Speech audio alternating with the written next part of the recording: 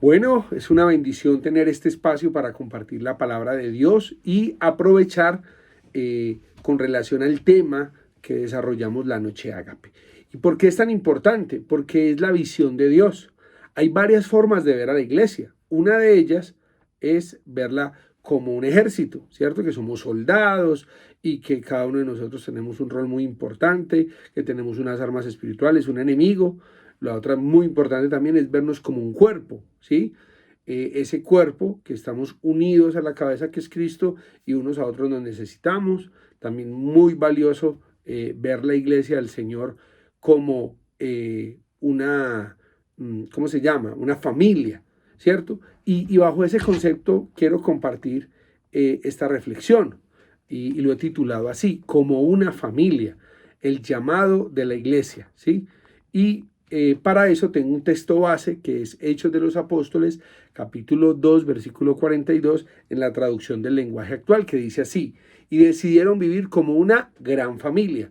Y cada día los apóstoles compartían con ellos las enseñanzas acerca de Dios y de Jesús. Y también celebraban la cena del Señor y oraban juntos. Qué importante eso, ¿no? Que esa es la primera vez donde se expresa que esa comunidad, que eran unos discípulos de Jesús, en el momento en que viene el Espíritu Santo, produce en ellos ese concepto de familia de Dios. ¿Y por qué? Pues porque Dios se presenta como un padre, Jesús se presenta como el hermano mayor, y de alguna manera podríamos decir que el Espíritu Santo tiene unas funciones, ¿sí? Unos roles que están muy ligados a la parte femenina, ¿no? De enseñar, de guiar, de consolar y demás. Y nosotros, Jesucristo enseñó que éramos hermanos, eso dijo él, que nos llamáramos hermanos. Lastimosamente, muchos hemos acogido el término por no aprendernos el nombre de la otra persona, eso es terrible. Pero esta es la oportunidad que tenemos para darle la trascendencia a esa verdad espiritual.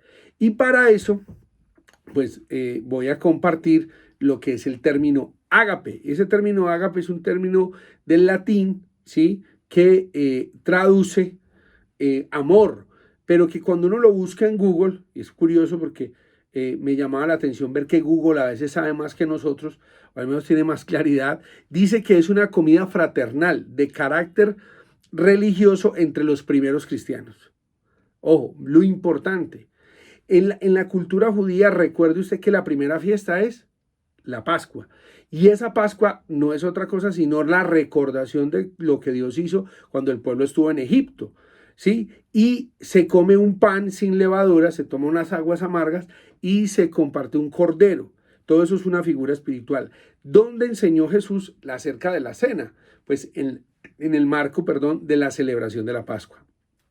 Para eso hoy es importante que veamos cómo el Señor en ese contexto enseñó la cena del Señor y luego la cena de la Biblia está acompañado no solamente por los elementos, el pan y el jugo de vid, de la uva, sino que también originalmente se hacía un compartir, un ágape.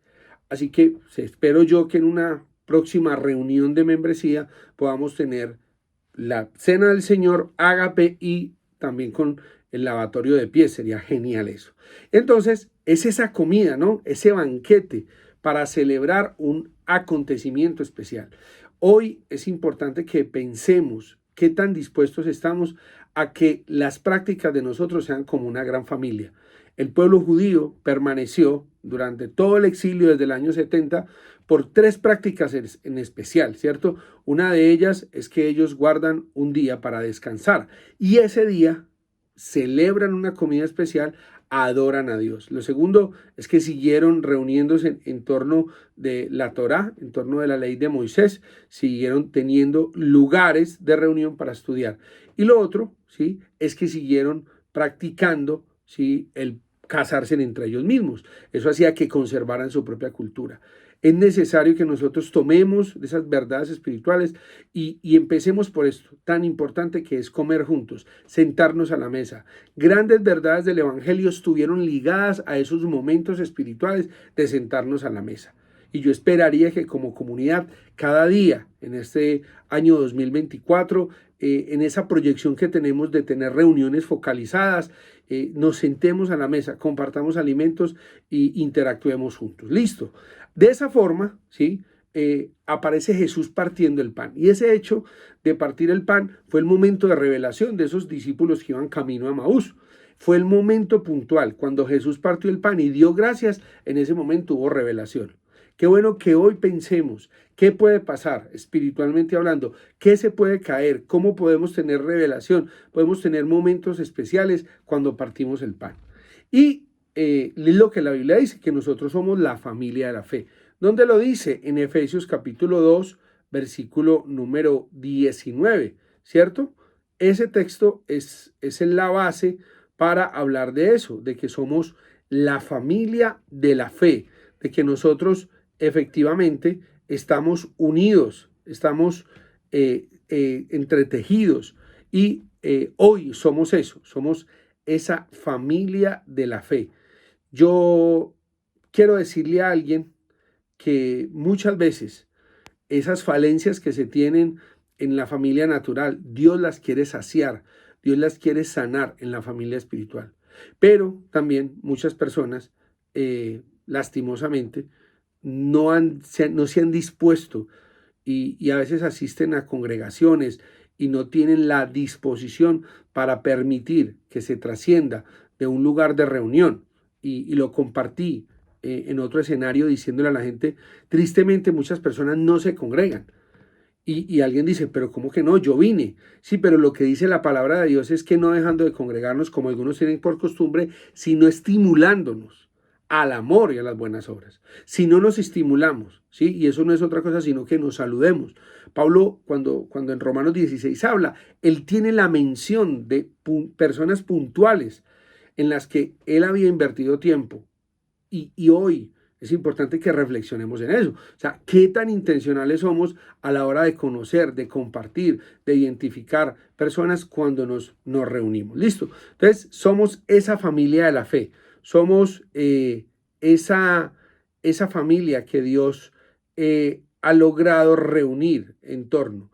¿Y cómo se desarrolla eso? Lo primero es que uno hace parte de una familia porque tiene un mismo espíritu.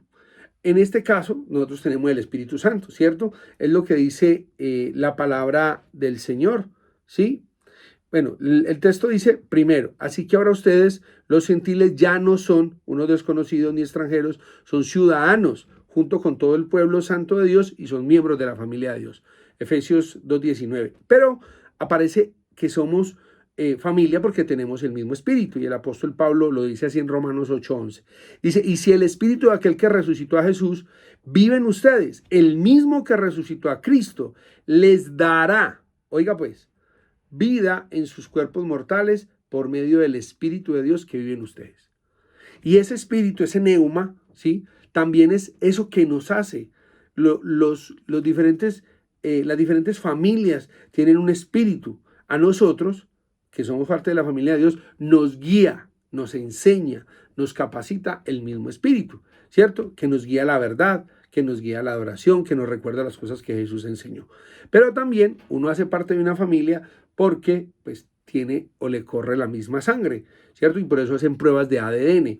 Para nosotros, en este caso, es la sangre de Jesucristo, con que fuimos limpiados, con que fuimos comprados, con que fuimos redimidos. Y eso es lo que dice el apóstol Pedro en Primera de Pedro, capítulo 1, verso 19. Dice, sino con la sangre preciosa de Cristo, que fue ofrecido en sacrificio, como un cordero, sin defecto ni mancha. Cristo había sido destinado para ser desde antes del mundo que fuera creado, pero en estos tiempos últimos ha aparecido para el bien de nosotros. Entonces, por donde usted me toque a mí, me va a salir sangre. Oiga, sangre me va a salir. Nos habla eso de que por donde nos toque nos debería salir perdón. Ay, ay, ay. ¿Cierto? Deberíamos estar. Una de las características de nosotros debería ser la comunión, el perdón. Nos corre la misma sangre, ¿sí? Y hay muchos adagios populares con relación a eso, a la sangre. Entonces, hoy somos parte de la familia de Dios porque tenemos el mismo espíritu, ¿sí? Que nos guía a la verdad, que nos enseña, que nos redarguye, que nos consuela. La misma sangre con que fuimos lavados, perdonados, redimidos, pero también nos apela el mismo apellido, y es que Dios nos ha llamado a nosotros a ser santos. Eso es lo que dice la palabra de Dios en 1 Corintios. Pablo, al ser llamado apóstol de Jesucristo por la voluntad de Dios, y el hermano Sóstenes a la iglesia de Dios que está en Corinto, a los santificados en Cristo Jesús, llamados a ser santos, con todos los que en cualquier lugar invocan el nombre de nuestro Señor Jesucristo. Ojo, entonces lo tercero es que nosotros somos santos, tenemos el mismo apellido, ¿cierto? Juan Santo, Andrés Mauricio Díaz Santo, tenemos el mismo apellido, tenemos la misma connotación, así como pasa en lo natural. Personas, ¿cierto? Los Rodríguez, los Cardona, los Lozano, los Bermúdez, los Ramírez, los Orjuela, etcétera. Nuestra característica, la suya y la mía, es que somos llamados a ser santos. ¿Listo? Me imagino que vamos súper bien ahí. Ahora, lo segundo es que somos esa familia. ¿Para qué? Para tener común unión. Ojo, es una palabra compuesta, común, unión. Algo que tenemos en común y eso que tenemos en común nos une. Dice Hechos 4, 42 y 43 y 44, ¿cierto? Ahorita leímos otro pasaje de Hechos también. Dice, y sobrevino temor a toda persona, y muchos prodigios y señales o milagros se hacían por los apóstoles. Todos los que habían creído estaban juntos y tenían en común todas las cosas. Entonces, se tiene que ver reflejado esa sangre, ese espíritu y ese apellido, ¿en qué? En esa común unión. Y es importantísimo que nosotros lo tengamos muy, muy, muy claro. Y mire lo que pasa, la gente se va a quedar asombrada de vernos tener comunión. ¿Y a través de qué? Pues es al menos tres cosas. Habrá más, pero al menos mencionamos tres. Número uno, la doctrina. La doctrina nos tiene que llevar a tener comunión. La doctrina es esas bases, esos cimientos, esas estructuras en las que está sostenida nuestra fe, como pasa en una familia, ¿cierto? Esos, digamos, esos conceptos, esas costumbres para una familia que hacen que sean reconocidas. A nosotros nos une la doctrina. Eso dice la Biblia, que perseveraran en la doctrina de los apóstoles, en esas enseñanzas puntuales de Jesús. Y eso nos da propósito. ¿Para qué? Para llegar a nuestro destino, ¿sí? Que es nuestra casa espiritual. ¿Por qué? Porque Jesús lo dijo. Oiga, toda autoridad me es dada en los cielos y en la tierra. Por tanto, vayan y hagan discípulos a todas las naciones. Bautícenlos en el nombre del Padre, del Hijo y del Espíritu Santo y enséñenles a guardar todas las cosas. Entonces, ¿qué ocurre? Somos parte de una doctrina. Tenemos una doctrina, que nos da un propósito, la gran comisión, para llegar a un destino, que es la casa de nuestro Padre. Me voy pues a preparar morada para ustedes, donde yo estoy, ustedes también van a estar. Listo. Entonces, ojo, esa común unión, que es importantísima. Por eso nosotros como comunidad, para nosotros es muy importante que las personas tengan la claridad de las doctrinas base, que cuáles son. Hebreos capítulo 6, versículo 1 y 2. ¿Qué es? Fe en Dios, arrepentimiento, imposición de manos, bautismos, resurrección de los muertos, ¿cierto? Y juicio eterno. Entonces, es muy importante tener esas bases doctrinales, ese propósito y tener la claridad de que nosotros estamos esperando un cielo nuevo y una tierra nueva. Somos advenedizos, somos extranjeros y somos peregrinos. Muy bien. Lo tercero es común unidad. Entonces somos una familia, a tener común unión y que se vea reflejado en la común unidad. Ese es el orden. Dice, todos los creyentes, Hechos 4, 32 y 33, todos los creyentes que eran muchos pensaban y sentían. ¡Oh! ¿Hasta dónde Dios quiere llevarnos? ¿Hasta dónde Dios quiere que trascienda ese hecho de ser como una familia? Muchos pensaban y sentían de la misma manera. Ninguno decía que sus cosas fueran solamente suyas, sino que eran de todos. Los apóstoles seguían dando un poderoso testimonio de la resurrección del Señor Jesús y Dios los bendecía mucho a todos. Ojo, muy importante. Miren, esta es la consecuencia de tener unidad en la doctrina, unidad en la oración, unidad en la comunión, unidad en el partimiento del pan. Se reunían en un lugar físico y luego se veía reflejado en lo económico. Hasta allá Dios quiere llevarnos, hasta que tengamos ese desprendimiento, esa unidad, ese deseo de que no haya necesitados en medio de nosotros, pero no solo que no hayan necesitados, sino que hagamos sociedad, hagamos comunidad, hagamos clan, ¿cierto?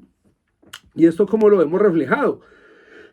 Pues bueno, en lo espiritual. Nosotros necesitamos unidad en lo espiritual, en la palabra, en el mover del espíritu, pensar, ¿cierto? Tener esos mismos parámetros con relación a lo espiritual. Lo mismo. Entonces, eso espiritual se va a ver reflejado en lo físico. Bendecir este lugar que Dios nos ha entregado para reunirnos, usarlo de una forma correcta, asistir a las diferentes actividades, procurar por el cuidado, por el buen uso, ¿sí? Lo mismo que en las casas, ¿sí? Ahora que vamos a empezar a reunirnos en casas con el deseo de crear cada día más comunidad, ¿sí? Y luego en lo natural, que es que nos podamos sentar a comer, podamos sentar a jugar, podamos llegar a hacer negocios. Eso va a ser vital. Eso va a ser súper, muy, muy, muy importante. Listo. Entonces, acá vamos. Somos llamados a ser una gran familia. Tenemos por qué hacerlo. Espíritu, sangre, apellido. Y lo hacemos a través, ¿sí?, de tener una misma doctrina, un mismo propósito y un mismo destino. Y tenemos como una unidad, ¿sí?, espiritual, física y material. Eso es ser una familia en la fe. Eso es que nosotros podamos llegar a trascender. ¿Listo? Muy bien. ¿Qué podemos concluir? ¿Qué podemos decir con relación a esto? Dice, durante ese tiempo, toda la iglesia en Judea, Galilea y Samaria estuvo en tranquilidad y la iglesia se fortalecía y aumentaba en número a medida que los creyentes vivían en reverencia, dice, para con el Señor, animados por el Espíritu Santo. Este pasaje es muy bueno porque muestra integralmente lo que puede llegar a pasar. Escúchese bien. Miren, había expansión del Evangelio. Jesús dijo, vayan y hagan discípulos de todas las naciones. Y luego dijo el orden, Jerusalén, Judea, Samaria y lo último de la tierra. Aquí ya vemos ese impacto. Pero vemos iglesias fortalecidas espiritualmente. Oiga, tenían paz emocionalmente y naturalmente, económicamente, porque había gran número. Allá nos quiere llevar Dios. Ese es el gran deseo y propósito de nuestro buen y gran Dios. Listo. Y animadas por el Espíritu Santo, ¿cierto? Muy guiadas por el Espíritu Santo. Quiero decir que en mi experiencia como pastor, hay personas que les gusta muchísimo ser acompañadas, pero no acompañan a otros. Hay otros que les encanta acompañar, pero no les gusta ser acompañados. Pero hay gente que le gusta mucho venir a un lugar físico, pero no le gusta reunirse, visitar a alguien en las casas. Pero hay otras personas que les encanta que los visiten, pero no les gusta visitar. Lo que quiere el Señor es que seamos integrales. Miren, Jesús iba a la sinagoga, Jesús iba al templo, pero Jesús también iba a las casas. Pero no solamente eso, San Juan 1 dice que Jesús los invitó a su casa. Y nosotros creemos en una iglesia de comunidad, en una iglesia más que organizacional, de un organismo vivo. ¿Sí? Porque si somos un organismo vivo, una gran comunidad, podemos organizacionalmente ser muy buenos. De lo contrario, pues creo que no tendríamos el propósito correcto de Dios. Entonces, ojo con eso, ¿cierto? Ojo con eso, porque el deseo de Dios es que sea de una forma integral. ¿Qué dijo el apóstol Pablo? Hablando de la iglesia, dice, ¿quién enferma y yo no enfermo? ¿A quién le hacen tropezar y yo no me digno? Si es necesario gloriarme, me voy a gloriar en lo que es mi debilidad. Hoy alguien podría decir eso. Yo veo gente que llega tarde y se va temprano de un servicio. Yo veo personas que llevan años asistiendo a Nuevo Amanecer y pues tengo que decir que no tienen un vínculo profundo con ninguna persona. Pero también conozco personas que han decidido vivir como una familia, han sido vulnerables, se han dejado acompañar, valoran unos espacios pequeños que tenemos de hombres, en este caso de hombres de verdad, luego asisten a los procesos formativos que tenemos, luego tienen la posibilidad de involucrarse en algún ministerio, en algún programa que tenemos y integralmente están haciendo parte, se sienten de una familia. Por eso, aunque vivan lejos, no dejan de asistir, porque pues, no sé, si mi mamá se fuera a vivir, ¿no?, a Barranquilla, pues yo tengo noticias, probablemente viajaría a Barranquilla, porque mi mamá y papá tienen un vínculo más fuerte que la distancia, pero por eso de pronto hay gente que no puede vivir ni tan lejos, puede tener muchas facilidades, pero le da lo mismo si viene, si no viene o si va a otro lugar. El deseo de Dios es que tengamos casa. Más que un redil para ovejas, es una casa para hijos. Es que yo quiero hacer una oración. Quiero pedirle a Él que nos permita eso, vivir como una gran familia. Padre, te doy gracias por mis hermanos y por esta primicia que nos das de poder compartir tu palabra en este formato, y oro para que esta palabra no vuelva vacía, y sino que al contrario tenga un efecto, Señor poderoso. Y te pido, Señor, que esto que hemos estudiado sea una realidad en nosotros y a través de nosotros, y que así como en la iglesia primitiva se produzca temor, pero también produzca admiración para tu gloria y para tu honra. En el nombre de Jesús. Amén y amén. Dios los bendiga.